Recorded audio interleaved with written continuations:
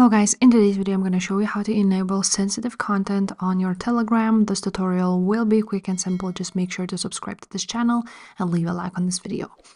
Now you will need not only Telegram application, but you will need to go ahead to your web browser. So for example, for me it would be like a Safari one, and go ahead to the web of Telegram.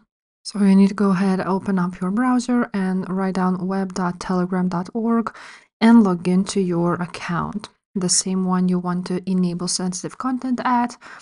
After that, you want to click on those three lines at the top.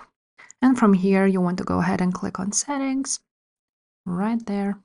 After that, you will need to go ahead and click on privacy and security and scroll all the way down until you will see sensitive content. So change this to this one. Do not hide the media that contains content suitable only for adults. And that's how you go ahead and enable it. If this video was helpful, make sure to subscribe and I will see you next time. Bye.